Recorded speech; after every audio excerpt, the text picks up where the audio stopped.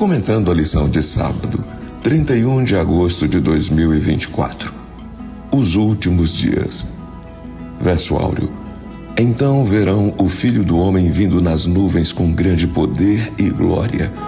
E então ele enviará os anjos e reunirá os seus escolhidos dos quatro ventos da extremidade da terra até a extremidade do céu. Marcos capítulo 13, versículos 26 e 27. Pensamento. Tratamos as coisas presentes e sensíveis como realidades e as futuras e eternas como fábulas, quando deveríamos fazer o inverso. Richard Cecil. Introdução. Uma previsão dos últimos dias. O apóstolo Paulo aconselhou: e digo isto a vós outros que conheceis o tempo, já é hora de vos despertardes do sono, porque a nossa salvação está agora mais perto do que quando no princípio cremos. Romanos capítulo 13, do versículo 11 até o 14. A doença do sono assolava certa região africana, por isso não havia pregadores do evangelho. Uma jovem da tribo Muganda, chamada Baqueri, vendo que aquele povo estava morrendo sem Cristo e sem a esperança da segunda vinda, ofereceu-se para ensinar às mulheres e crianças, já que ela amava e conhecia o Salvador. Durante longos e afanosos, cansativos meses, andou por toda a parte falando do amor de Cristo. Todavia, aquela jovem pregadora veio a adoecer, e o mal diagnosticado era a doença do sono. No hospital, enquanto a doença a consumia lentamente, continuou a obra de evangelização. Soube aproveitar seus últimos dias e, sem lamentos, serviu ao seu Senhor e ao seu povo enquanto pôde. Ela dizia: o sono espiritual não pode nos vencer. Devemos ver Jesus voltar. Um dia, no hospital, sua voz silenciou e ela aguarda no descanso o chamado do Mestre.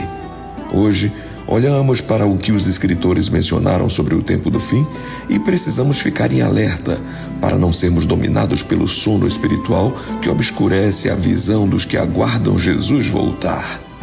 O evangelista Marcos, no capítulo 12 e 13, mencionou algumas lições que nos ajudarão no preparo espiritual para os últimos dias, principalmente porque suas palavras se juntam com o que Mateus mencionou no capítulo 24 e Lucas no capítulo 21, a respeito da queda de Jerusalém e dos acontecimentos do tempo do fim. A crise aproxima-se furtiva e gradualmente de nós. Os homens ainda comem, bebem, plantam e edificam casas e dão-se em casamento. Os homens se empurram uns aos outros, contendem pelas mais altas posições. Os amantes de prazer aglomeram-se ainda nos teatros, nas corridas de cavalo, nos antros de jogo. São dominados pelo maior excitamento. Todavia, o tempo de graça aproxima-se rapidamente do fim e todo caso está para ser eternamente decidido. Satanás vê que seu tempo é curto. Tem posto em operação todas as suas forças a fim de os homens serem enganados, seduzidos, ocupados e enlaçados até que o dia da graça se haja findado e a porta da misericórdia esteja para sempre fechada. Livro O Desejado de Todas as Nações, página 636. Os ensinos de Jesus geralmente eram respostas a perguntas feitas pelos discípulos e com os acontecimentos do tempo do fim não foi diferente. Eles geralmente não entendiam algumas verdades essenciais, então questionavam Jesus com a intenção de entender melhor essas verdades que os ajudariam na experiência cristã. Jesus, ao explicar-lhes a respeito do futuro, não apenas predisse os acontecimentos, como instruiu seus pupilos, tanto daquela época como os discípulos de hoje, que precisam se preparar para as provas que virão a este mundo. Havia um relógio numa loja que todo mundo se regia por ele. Um dia, ele parou às 6h30 da manhã. E o atraso foi geral, no trabalho, na escola, nos trens. Deus também tem um relógio. Só que o relógio de Deus não atrasa e nem adianta. É o relógio profético.